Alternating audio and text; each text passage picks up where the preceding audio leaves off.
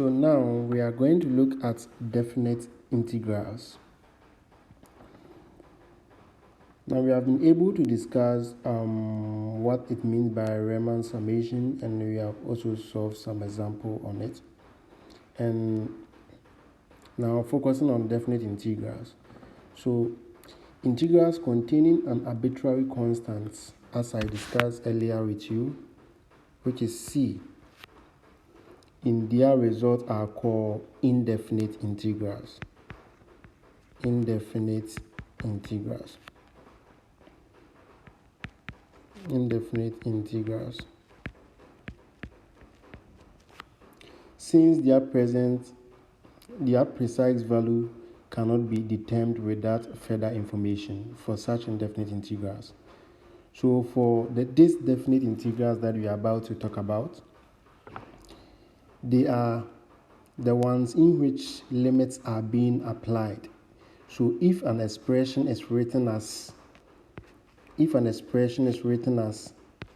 x, and then you get a and then b here, b is called the upper limit, which is the b is equal to upper limit,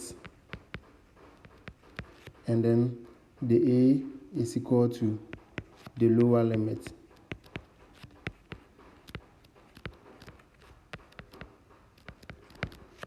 So the operation of applying the limit is defined as x ba equal to b minus a. Now, the key concept that we developed when we were doing the Riemann summation is that when you get the intervals to be more, or when you get more subintervals, the more accurate the approximation of our area will be.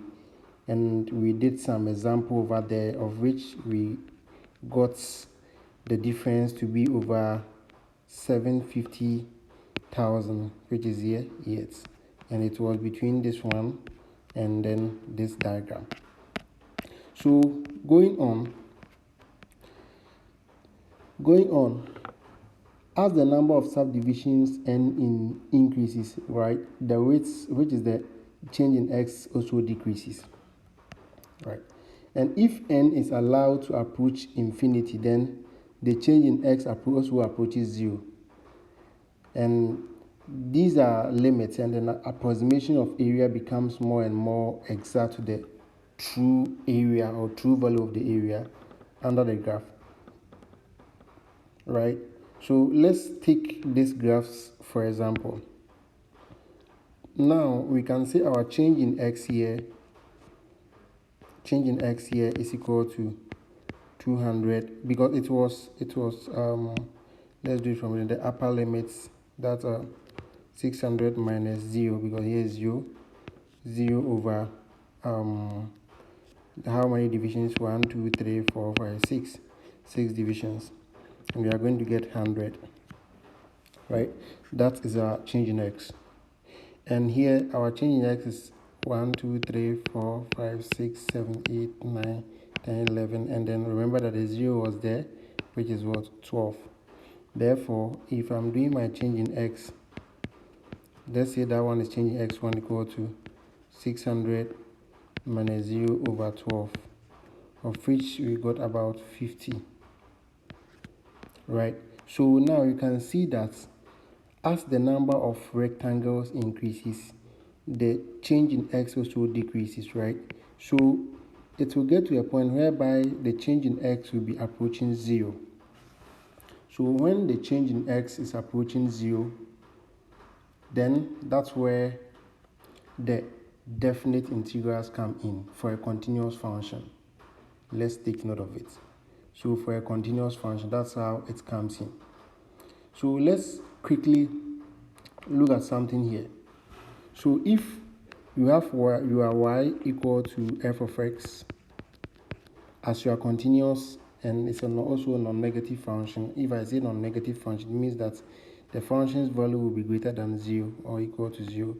So let's say y of x is greater or equal to 0 within an interval which is maybe a and b. A definite integral is the limit as n approaches infinity in the case of Riemann summation, right? So, for example, when you have something like this, and this is your function, say your function is moving like this, right? Yeah, and this is your function is moving like this, and you want to use Riemann summation to approximate it. It means that you are going to approximate with rectangles and a whole lot of things, right? With rectangles and other stuff. But in this case, when you use a definite integral, it takes if it's between these limits, maybe 2 and then 6, every point over here counts. So it means that our change in x here, it's approaching what? Ultimately 0. That's what you need to keep in mind. And therefore, we can say that our exact area now is not approximation again. So our exact area is equal to the limit as that change in x is approaching 0, right? Because if that change in x here approaches 0, the rectangle here becomes so tiny that you can't even see it and count it, right? And therefore, our function value will be approaching an exact area of whatever we are looking for. And therefore, the limit of this one, I of 1 up to n, which is the number of intervals of f of x1, and multiplied by the change in what? X. And therefore, this brings us to the definite integral, the limit of a to b f of what? X dx. So, let's look at this one. As I was saying, the increase in the value of the interval, for example, x squared, as x increases from maybe, let's say f of x equal to x squared, as x increases from 1 to 3, can be written as integral of 1 to 3 of x squared dx. So in doing this, we apply the limits, and therefore what you need to do is that when you integrate it, you bring a bracket and then you put the limits on the top and the down, the subscript of each part. So when you integrate x power 2, we are going to get x power 3 over 3 plus c. Don't forget that, plus c.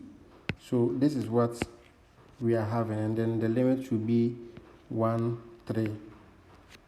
The limit should be 1, 3. And therefore, if we are doing the substitution, we are going to get upper limit minus lower limit. So we are going to get x power. So now our x value should be 3. So 3 power 3 over 3 plus c minus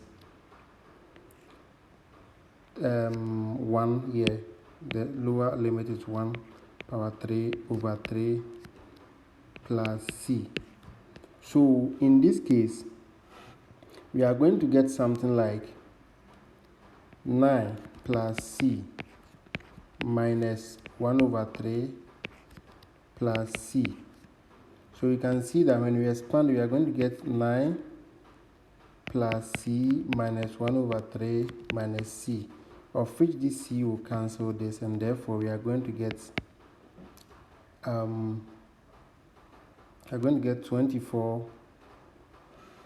26 here, 26 over 3, 26 over 3, of which it can be approximated as 8 whole number 2 over 3. So this is our answer. So this actually proves to us that when we are doing a definite integrals, there is no need for us to introduce this arbitrary constant c, because at the end of the day, it's going to be cancelled out. And therefore, when we are doing an integration for a definite integral, we don't bring the arbitrary constants in whatever you are doing. but just move ahead like x power 3 over 3, and then you do this 1 3, and then we evaluate it, which is what 3 power 3 over 3 minus 1 power 3 over 3, of which at the end of the day we are going to get 26 over 3. Yes, so take note of that. So basically that is definite integral. So as you can see over there, the interval endpoint a and b are placed at the bottom right and top right respectively of the integral sign, right? So those are our limits. So let's take note of that. And then the f of x, for example, let me also explain this before. When we have something like integral of a b, I want to re-emphasize on whatever I've already discussed. So dx, b, as I said, is equal to upper limit, and then a equal to lower limit, and then the f of x is equal to the integrand, right? The integrand, that is the function that we are integrating. So you have to also take note that if the integrand, that is the function that we are integrating, is not explicitly stated or written, it means that it is what? 1. For example, if we have integral of a b dx, the answer is integral of a b 1 dx, because the coefficient is 1, and therefore you will simplify it as well. So this is all about definite integrals, and then we will go ahead and solve more examples. Thank you for watching, and see you in my next video.